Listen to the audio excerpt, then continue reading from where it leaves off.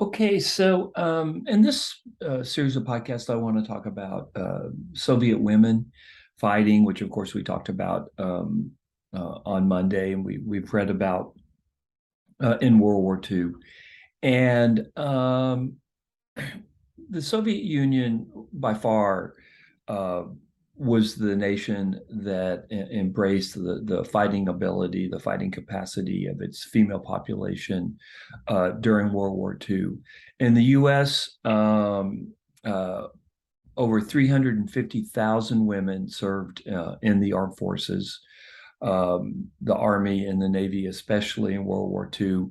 But in the U.S. government, the U.S. military sought to limit the exposure of women in combat as much as possible.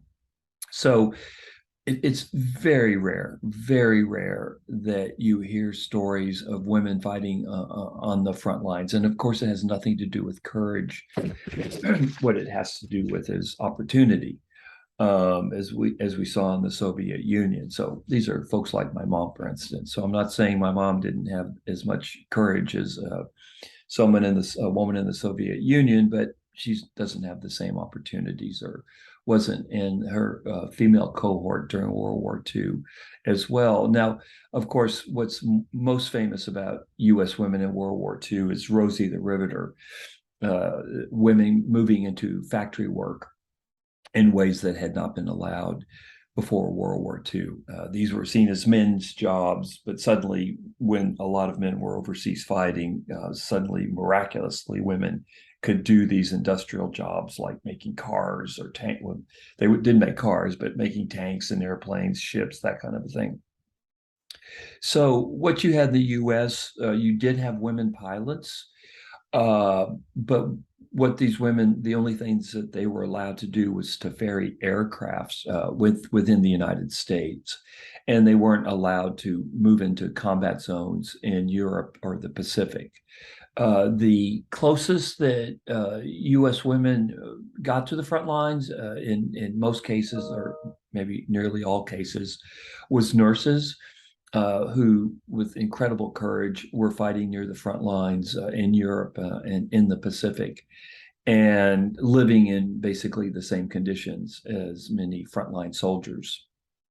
Um, so, but as we know, the story in the Soviet Union was different.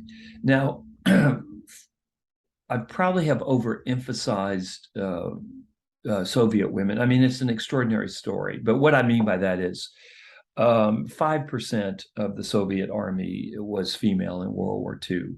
I think maybe I've given you the impression that like 50% of the army was female or something like that.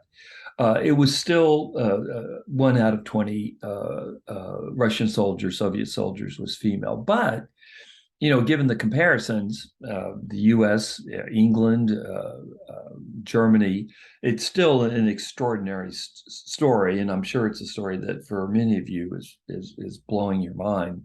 It totally blew my mind when I first started reading about it. So, 5% of the Soviet army was female. Uh, Women served in kind of quote unquote traditional roles such as nurses, although there were many more female doctors in the Soviet Union because of, as I talked about on Monday, this rhetoric of gender equality under the communist state. You had a rhetoric of gender equality. Of course, the reality, women were still slotted into traditional nurturing roles in many cases. But you still, unlike other countries, had this rhetoric that women could do everything that men could do. So nurses, of course, women were nurses. They also were very significant in communications as well. Uh, as I've talked about, the U.S. supplied the Soviets with tens of thousands of radio sets and also radio wires as part of the Lend-Lease program. And this was absolutely essential to the mobility of the Soviet Union once it's got its act together in 1942. Just think about how tethered we are to our phones, right? You can't have the mass movement of armies, especially given how mechanized they were by World War II without communication. So women were very, very involved in communications.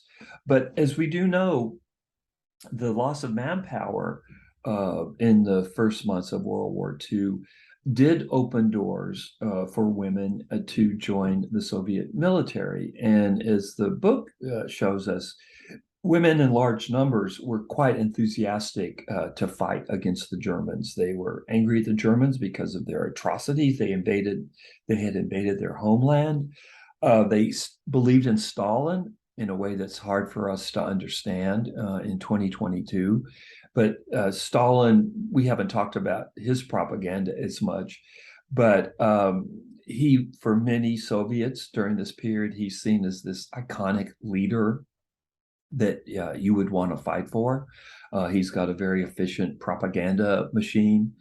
He's arguing that he's doing this to create a utopia for all Soviet citizens. The Bolshevik, his communistic way of governance, which of course led to mass murders before 1940.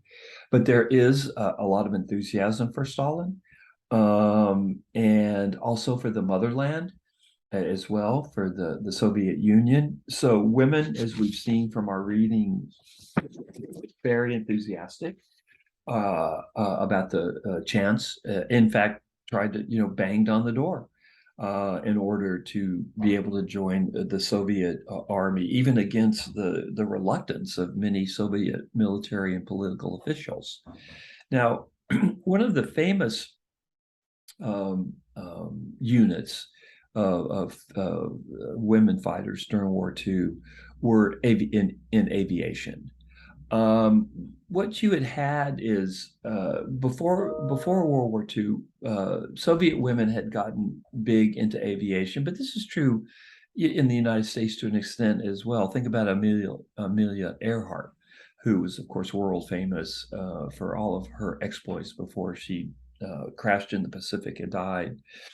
And so you did have a little bit of an infrastructure, I guess, a kernel of kernel with a K of women who were familiar with aircraft during the war.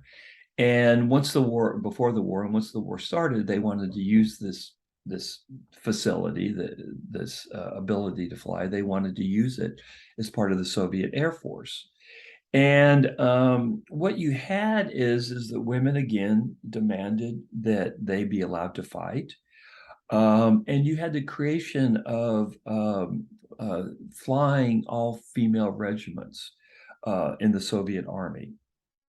And what you're seeing, if you're looking at a screen, is a young woman named Natasha Merkin, Merkin. She fought in 900. She flew on 980 missions during World War II, and she actually survived until the early 2000s. So in total, Soviet women pilots flew more than 30,000, not 3,000, 30,000 combat operations. They produced many aces and heroes, but by far the most famous female pilots were the so-called night witches. The night witches, and they were given this name by German soldiers. They flew very, very old biplanes, and they developed this tactic that terrorized German soldiers on the front lines. They would fly at high altitudes. They would go behind German lines, and then they'd turn their engines off, and they would glide to a bombing altitude. And so they would come in from behind against the German front lines with their engines off. So it was quiet. And then they would release their bombs. And this caused a certain amount of havoc and confusion among the Germans. When they finished their bomb run, they turned on their engine, and if they were lucky, they got back to Soviet lines. And the Germans called them the Night Witches.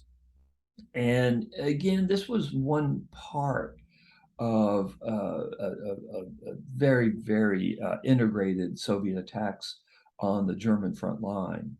And but what it's just extraordinary because once again, this is just not something that the U.S. women were allowed to do, or women from other nations were allowed to do. Much of what the Night Witches did, they couldn't. Their bomb load was pretty small because their planes were so old and so small, so they weren't able to drop huge amounts of explosive on the German front lines. But really, where they were effective was just sowing chaos among German soldiers, keeping them up at night, confusing them, angering them. And I think for the Germans also, it was demoralizing that they're being bombed by women as well. It was something that it just was not something that they could really comprehend. And of course, we see the savagery with which the German soldiers treated Soviet women that were captured, the atrocities against Soviet women fighters. Um, I just think the Germans were enraged that they were being shot at and bombed by women.